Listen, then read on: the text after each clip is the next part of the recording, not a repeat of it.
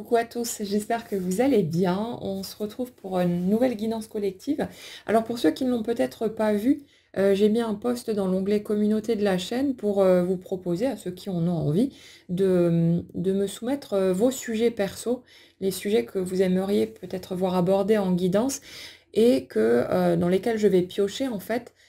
pour vous proposer des sujets un petit peu plus variés et essayer de brasser des énergies un petit peu différentes. Alors évidemment, il y a des sujets qui sont beaucoup trop personnels, parfois dans les propositions que je reçois et qui sont trop ciblés pour être applicables à du collectif, mais il y a d'autres aspects qui risquent de parler à pas mal de monde et on va en aborder un aujourd'hui. Donc hier ou avant-hier, je ne sais plus, dans la dernière guidance en tout cas qu'on a faite, on était sur une personne qui est extrêmement en colère parce que tout se casse la figure. Voilà, il y a plein de situations ou de liens qui explosent, qui sont remis en question. Euh, il y a comme un effondrement de situation, et une situation forcément qui est assez difficile à encaisser. Mais le truc, c'est qu'on va cibler aujourd'hui la composante familiale liée à cette énergie-là, parce qu'on est raccord de toute façon sur ce thème, et la majorité des messages que j'ai reçus pour les propositions de sujets de guidance concernent en fait les rapports familiaux. Donc je pense que c'est notre thème actuel et on va aller creuser dans cette direction. Donc comme toujours, vous prenez ce qui vous parle, ce qui résonne pour vous. Ceux qui ont besoin d'un truc plus perso, vous avez les infos pour les guidances privées en dessous dans le descriptif de la vidéo. Mais pour ce qui est des guidances collectives, à vous de faire votre tri. C'est normal que ça ne puisse pas vous parler à tous de la même manière. Alors, l'énergie sur laquelle on est aujourd'hui, il y a vraiment cette notion de déchirement d'une personne qui a beaucoup de mal à se positionner clairement et justement, il y a cette espèce de bouillonnement intérieur parce qu'on a quelqu'un euh, qui est presque choqué, qui est fortement secoué en tout cas, de voir les masques tomber par rapport à son entourage et plus spécifiquement par rapport à l'entourage familial. En fait, c'est comme si on avait une personne qui, pendant longtemps, avait peut-être idéalisé aussi les personnes autour de lui ou autour d'elle et qui, avec tout le chemin qui a été fait, toutes les blessures aussi qui ont été induites, se rend compte aujourd'hui de la réalité de ces personnes qu'il ou elle a en face de lui. Et il y a ce côté comme si on avait l'impression de tomber des nues, de vivre un véritable cauchemar, de d'être dans une situation où on comprend plus ce qui se passe, on comprend plus qui on a en face de soi, et surtout, dans l'énergie que je ressens, euh, j'ai l'impression d'une personne qui se sent extrêmement seule et démunie. C'est-à-dire, on a quelqu'un qui avait des points de repère, des points d'appui, qui pensait pouvoir compter voilà, sur ces personnes qui étaient autour de lui ou autour d'elle. Et là, c'est comme si d'un coup, pour être dans son authenticité, pour être, comment dire, en accord avec ses valeurs, avec ses principes, il y a ce côté, mais je ne peux pas continuer à entretenir ces relations parce qu'elles sont basées sur du faux, elles sont basées sur quelque chose qui ne tient pas la route. Et quand j'ai besoin de respecter qui je suis et d'exprimer ma vérité, quand j'ai besoin peut-être aussi d'aller me confronter aux autres parce qu'il y a eu de lourdes blessures et parce qu'il y a des choses dans leur façon de fonctionner ou leur façon d'interagir avec moi qui me semblent problématiques, voire peut-être toxiques, il y a ce côté de se retrouver face à un mur, d'avoir l'impression de ne pas être entendu ou de ne pas être compris. Et dans l'énergie que je ressens, le fait de ne pas se sentir compris ou entendu, c'est déjà un gros boulet qui s'est manifesté un certain nombre de fois. Donc si vous voulez, j'ai l'impression d'une personne qui est vraiment partagée entre tout un tas d'émotions assez peut-être même assez contradictoire. Il y a énormément de tristesse dans ce que je ressens, mais il y a aussi énormément de colère. Il y a ce côté, comme l'impression d'avoir été dupée. Alors, comme je le répète souvent, la plupart du temps, la très grande majorité, du temps, les intentions des personnes en face n'étaient pas de tricher, de mentir et cetera. Mais le truc, c'est qu'avoir l'intention, d'être, honnête, d'être une bonne personne et cetera et faire quelque chose qui va dans un sens contraire, ben, voilà, c'est pas le même délire. Donc le truc, c'est qu'on a beau avoir les meilleures intentions du monde, dans les faits, si on part complètement dans une autre direction, bah, on s'en fout de l'intention qu'il y avait au départ. C'est bien beau de vouloir être une personne bienveillante et gentille et attentionnée et pleine d'amour, mais si à côté de ça, on passe son temps à dénigrer, à rabaisser, à juger, à humilier peut-être même les autres, bah, c'est ça qu'on est en fait. C'est cette personne-là. Le fait d'avoir eu l'intention d'être une bonne personne, mais on n'en a plus rien à foutre parce que dans les faits, on a agi d'une manière qui a été blessante, qui a été, douloureuse pour d'autres et certes, il y a ce problème de pas forcément être conscient de soi, de pas être capable, hein, de se regarder en face et voilà, tous ces mécanismes, assez lourds, mais ça ne change rien. Ce sont les faits concrets, en fait, qui sont à prendre en considération et dans les faits concrets, la très grande majorité d'entre nous, ben, on a grandi avec des parents défaillants, dysfonctionnels, avec, des personnes qui étaient pleins de névroses, de croyances limitantes, de tout un tas de mécanismes, bah, qui, ont généré des blessures profondes et qui ont, bah, parfois, créé des failles, assez difficiles à réparer. Donc le truc, c'est que évidemment, il n'y a pas que cette partie-là. C'est important aussi à un moment donné, quand on est prêt et quand on a suffisamment guéri ses blessures, de se rappeler que tout n'est pas tout noir ou tout blanc, qu'il y a à la fois ces aspects douloureux et pesants, mais il y a eu aussi tout le reste qui a pu être positif et bénéfique. Parce qu'à part dans certains cas de figure assez rares où vraiment on ne peut pas trouver de positif, généralement il y a tout de même un mélange des 2 et ce serait important de s'en rappeler aussi. Mais le truc, c'est qu'il ne faut pas, mettre sous le tapis la partie de nous qui est blessée, qui a besoin d'être reconnue par notre propre soin, pour, se dire: «Oui, mais l'autre était quand même gentil, était quand même comme ceci, comme cela, donc en gros, ça excuse tout et je ne peux pas m'autoriser à être en colère ou à ressentir ce que je ressens parce que l'autre était aussi une bonne personne dans d'autres aspects» et ainsi de suite. Ça marche pas comme ça. On va avoir besoin, d'aller rencontrer ces parts de nous qui sont blessées et de leur permettre de s'exprimer. Alors quand je dis s'exprimer, ça ne veut pas forcément dire aller se confronter à l'autre et lui dire les choses directement parce que la plupart du temps, c'est une très mauvaise idée. La plupart du temps, la personne d'en face sera totalement incapable d'entendre ce que vous dites, de comprendre votre point de vue et va chercher à se défendre, va chercher elle va être sur la défensive en fait, pour tenter de se dédouaner de ce que vous êtes en train de lui exprimer, des accusations, hein, souvent qui sont là et elle ne sera pas en mesure d'exprimer son point de vue de façon tranquille et posée et vous non plus, hein. Quand on est en plein dans l'émotion, ben, on n'arrive pas forcément à être calme et ça part en vrille, ça part dans tous les sens et ça peut potentiellement faire plus de dégâts qu'autre chose, donc c'est pas forcément une bonne idée. Mais après, il y a plein de techniques, qui permettent de se libérer, soit de s'exprimer, mais vraiment pour soi, sans être confronté à l'autre directement. Donc, bon, ma foi, ça peut être une meilleure idée, que ce soit en utilisant l'écriture, en verbalisant la chose à voix haute, comme si on avait l'autre en face de soi, sauf qu'on le fait uniquement pour soi-même. Ça peut être comme ça ou de plein de manières différentes. Certains s'expriment, de manière, à travers le domaine artistique, d'autres à travers le sport. Voilà, on va faire sortir, on va évacuer les choses d'une manière ou d'une autre, mais comme ça ou comme ça, il y a tout un tas de possibilités, pour nous permettre d'évacuer ce qu'on a besoin de sortir, mais sans aller se confronter à l'autre, là où on aurait quelqu'un, voilà,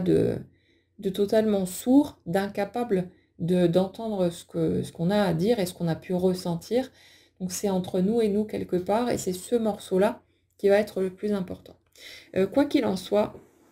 dans l'énergie que je ressens, il y a, j'ai l'impression d'une personne vraiment qui est au bord de l'explosion. J'ai l'impression de quelqu'un qui s'est tellement mis la pression aussi, hem, avec des histoires de culpabilité, des histoires de, je n'ai pas le droit de ressentir ce que je ressens parce qu'on m'a appris, en gros, que je devais me taire, que je n'avais pas le droit d'être en colère, d'être dans la frustration, d'avoir ma propre opinion. Je n'avais pas le droit de dire ce que je pense, de dire ce que je ressens. Je n'ai pas le droit de, remettre en question les adultes autour de moi. Ça ressort très souvent aussi. Comme si, dans cette énergie en tout cas sur laquelle on est là, on avait appris, en gros, que les adultes étaient une espèce de toute-puissance, qui sait tout, qui a toujours raison, qui est forcément dans la vérité et qu'on n'a absolument pas le droit de les mettre en face de leurs contradictions, de leurs erreurs, de leurs éventuels mensonges et ce genre de choses. C'est comme si en gros, pour illustrer, mais c'est peut-être pas tant une illustration que ça pour beaucoup d'entre nous, vous avez un enfant qui, va dire, exprimer les choses, telles qu'elles sont et si jamais cet enfant a le malheur de remettre en question le positionnement de l'un ou l'autre de ses parents, va se prendre une grosse gifle en pleine figure et on va l'éduquer de cette façon-là. À chaque fois que tu t'exprimes, à chaque fois que tu dis ta vérité, je fais en sorte de te brider pour ne surtout pas que tu, pointes du doigt mes failles, mes défaillances et que tu remettes en question mon autorité. On a vraiment ça dans l'énergie qui est là et en fait, le truc c'est qu'en grandissant, on va se rendre compte, hein, au bout d'un moment que nos parents sont de simples humains, heu, pleins de pleins de failles justement, pleins d'incohérences aussi et qui sont pas si blancs comme neige que ça. Et le truc c'est que, pour beaucoup, on a tellement souffert de leurs incohérences, de certains de leurs comportements, de leurs réactions, qui souvent, ont pointé du doigt des aspects chez nous, dans notre façon d'être, alors qu'on était simplement dans notre innocence, d'enfant, dans notre vérité, dans voilà, dans quelque chose d'authentique et on nous a remis nous en question, alors que c'était l'autre en face qui était, dans des schémas erronés. Vous voyez un petit peu l'idée, je pense? Hem et ça fait que, en grandissant, bah, les masques finissent par tomber, on voit la vérité de qui est l'autre et quand on avait fini par se convaincre que l'autre avait raison de dire ou de penser, ce qui était dit, heu, ou pensé, il y a ce truc de, en fait, c'est moi qui suis en tort, c'est moi qui ne suis pas conforme, c'est moi qui ne suis pas comme il faut, c'est moi qui déçois papa ou maman, peut-être même les 2 ou d'autres personnes, hein, qui ont eu un impact, sur votre vie. Je suis une personne décevante. Je ne suis pas à la hauteur, c'est moi qui suis pas assez bien, c'est à cause de moi que papa ou maman se met en colère ou est triste ou voilà et il y a toute cette culpabilité qu'on porte sur nos épaules, qu'on accumule en plus. On se persuade que c'est de notre faute, on se persuade qu'on n'est pas une bonne personne, que voilà, on ne mérite pas d'être aimé et combien de personnes ici, se sont construites sur ce type de modèle-là? Alors bien sûr, heu, on peut aller regarder du côté des personnes en face et voir leurs propres souffrances, les épreuves qu'elles ont traversées, pour essayer de comprendre pourquoi elles réagissaient comme elles l'ont fait. Mais ça, comme je vous le dis souvent et je n'arrêterai jamais de le répéter parce que c'est vraiment important, hem c'est quelque chose qu'on peut faire, mais après. Une fois qu'on a guéri nos blessures, une fois qu'on est vraiment en paix avec nous-mêmes et avec ces situations, là, on peut aller regarder cette partie-là, mais c'est très important pour pouvoir guérir, de s'autoriser en premier à regarder nos propres blessures, à faire preuve de compréhension envers notre propre personne, plutôt que de chercher d'abord à excuser l'autre en quelque sorte, à le comprendre, parce qu'à ce moment-là, on va peut-être occulter ce qui se passe chez nous et on risque de passer à côté d'éléments très importants. J'ai déjà vu énormément de gens qui ne s'autorisaient pas à ressentir ce qu'ils ont pu ressentir, donc notamment de la colère, du ressentiment envers l'autre, parce que ils cherchaient avant tout à faire preuve d'empathie et à se mettre à la place de l'autre. Oui, mais l'autre a vécu telle souffrance et donc c'est normal que cette personne ait agi comme ceci ou comme cela. En tout cas, on arrive à comprendre. Mais du coup, on piétine, on essaye d'étouffer ce que nous, on a pu ressentir. Et le truc, c'est que tant qu'on n'est pas allé rencontrer ces émotions qui ont souvent été mises au placard, parfois pendant très longtemps, parce qu'on n'était pas en mesure de les assumer ou on ne pouvait pas en fonction du contexte. Si vous vous preniez une gifle à chaque fois que vous tentiez d'exprimer une de vos émotions, au bout d'un moment, vous les enfermez dans un coin, vous les entassez, vous les accumulez et vous n'arriverez pas pendant très longtemps à oser aller ouvrir ce placard parce qu'il y a ce sentiment d'insécurité, cette croyance que si je dis ce que je ressens, je vais m'en prendre une d'une manière ou d'une autre, ou je vais être puni d'une façon ou d'une autre. Parfois, on croit aussi qu'on va être puni par la vie. Si je brave l'autorité, je vais me prendre voilà, quelque chose de négatif, il va m'arriver malheur, ou voilà ce genre de choses. Et en fonction des croyances avec lesquelles on a grandi, on peut s'enfermer comme ça pendant très longtemps dans une interdiction d'aller regarder ce qu'on a pu ressentir et de s'autoriser à ressentir tout ça. Mais cette étape, elle est vraiment primordiale à mon sens, d'aller rencontrer ces émotions, ces parts de nous qui ont été blessées, et de leur dire, OK, tu as le droit d'être en colère, tu as le droit d'avoir ressenti toute cette rage, toute cette incompréhension, cette injustice. Tu es légitime dans ce que tu ressens et de permettre à ces émotions-là de s'exprimer, de sortir. Là, si vous voulez, dans l'énergie sur laquelle on est, il y a vraiment ce bouillonnement est lié justement à la retenue qui a été appliquée pendant tellement longtemps, comme si on avait une personne qui qui avait passé son temps à se contrôler elle-même, pour tenter déjà de faire son petit bonhomme de chemin, de survivre en fonction des conditions qui étaient les siennes, des conditions de vie qui étaient les siennes. Et il y a vraiment ce côté comme si on s'était bloqué, mais de tous les côtés, à tout le temps essayer d'incarner une certaine version de qui nous sommes pour contenter en gros tout le monde, pour essayer d'esquiver aussi les coups, qu'ils soient physiques ou qu'ils soient moraux, hein, peu importe. Mais il y a vraiment ce côté-là, ce côté, quelqu'un qui est tellement crispé, qui est tellement tendu à force d'être dans le contrôle permanent, qu'on a quelqu'un qui ne supporte plus ça. Et le truc, c'est que quand ça se met à déborder, ça part dans tous les sens, comme, vous savez, un barrage hydraulique qui commencerait à se fissurer. Au début, il y a une petite fissure qui arrive et puis ça craquelle de tous les côtés. Et forcément, on sait très bien où on va parce que c'est impossible, une fois que ça a commencé à fissurer, d'empêcher l'explosion qui va arriver derrière. Et on est vraiment là-dessus. Et on en a parlé la dernière fois. Dans ce type d'énergie, je vous dirais qu'on a vraiment besoin d'aller à l'explosion parce que c'est quelque chose, c'est une charge émotionnelle qui ne peut pas être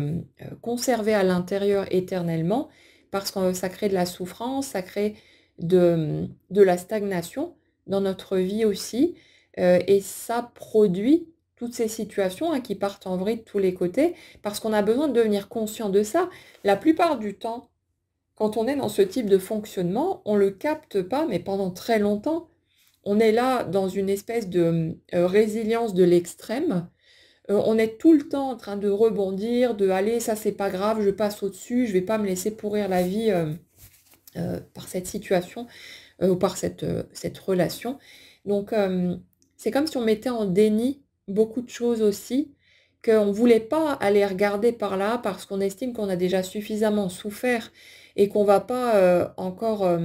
rajouter des couches supplémentaires en allant plonger dans cette colère, dans ce ressentiment, dans toutes ces choses-là. Il y a ce côté, cette part de nous qui se dit: «Mais, je mérite d'être heureux ou heureuse. Maintenant, je veux aller de l'avant, j'en ai marre qu'à 40, 50, 60 ans ou peut-être même plus, je sois encore en train de me débattre avec ces vieux fantômes. Je ne veux plus que mon passé, impacte ma vie d'aujourd'hui. Je veux pouvoir profiter de la vie, je veux pouvoir être heureux ou heureuse. J'ai envie, moi, que ce soit une expérience, valable. J'ai envie d'aller du bon côté quelque part. J'ai envie de voilà, d'avoir le cœur qui explose de joie, de vivre de belles choses, mais je sens que je suis encore tiraillée, qu'il y a toutes ces histoires qui me prennent la tête, toutes ces vieilles rancœurs qui n'ont jamais été exprimées et bah, toutes ces choses, en fait, qui ont été contenues à l'intérieur et que quelque part, on n'a pas d'autre choix que d'aller rencontrer pour pouvoir les libérer. Et c'est pas si facile que ça, c'est pas si évident, parce qu'on a beau être d'accord sur la partie théorique et comprendre, ces choses-là, dans les faits concrets, ben, c'est pas si facile de permettre à ces émotions de sortir et puis comme dit, au bout d'un moment, on en a marre. On a déjà traversé tellement de souffrances, tellement d'incompréhension, on a vécu tellement de galères, tellement d'épreuves, on n'a plus envie d'aller se rouler là-dedans. On n'a plus envie d'avoir encore un problème à résoudre. On a envie de souffler, on a envie de profiter, on a envie d'être bien, tout simplement. Et c'est tout à fait normal qu'à un moment donné, on dise: «C'est bon là, ras-le-bol, stop». Mais le truc, c'est que tant qu'on n'est pas allé regarder tous ces aspects-là, ben, ma foi, ça va, continuer à peser quelque part sur notre vie comme un boulet. Et ce qu'il faut comprendre aussi, c'est que généralement, quand ça vient nous chercher, quand ça se met en lumière à travers les situations qu'on va expérimenter, c'est que c'est mûr. C'est que c'est mûr pour être confronté. Donc le plus simple, le plus doux qu'on puisse faire pour soi-même, c'est de se dire: «Bon OK, ça m'emmerde, j'ai plus envie, mais allons-y, ça se présente, alors on va regarder, on va plonger dans cette émotion, on va accepter de vivre le truc» et en prenant ce genre d'habitude en se donnant cette permission d'aller, rencontrer ces parts de nous, bah, qui font coucou, hein, qui cherchent à se manifester, parfois en tambourinant de façon assez virulente à la porte, hein. Mais, c'est là qu'on va libérer de plus en plus et on aura besoin d'évacuer tout ça, de toute façon à un moment ou à un autre. Donc autant y aller aussi directement que possible, pour ne pas, continuer à s'encombrer de toutes ces situations, de tous ces fardeaux et alourdir finalement notre expérience d'aujourd'hui, avec tout ça. Donc c'est un sujet qu'on va continuer à aller creuser de toute façon, hein, dans les prochaines semaines, même si on va parler d'autres choses aussi. Mais c'est pas quelque chose qu'on va régler du jour au lendemain et il y a besoin, enfin pour moi, il y a d'autres choses à aller creuser, mais on va y aller par étapes, petit à petit et sans surcharger de trop non plus. Donc on va s'arrêter là-dessus pour aujourd'hui. Prenez ce que vous pouvez, prenez les choses à votre rythme et puis comme dit, surtout, respectez ce que vous ressentez et voilà, une étape à la fois, un pas après l'autre et on verra bien, où tout ça va nous mener de toute façon. Je vous souhaite en tout cas une très jolie journée, prenez bien soin de vous et on se retrouve très vite.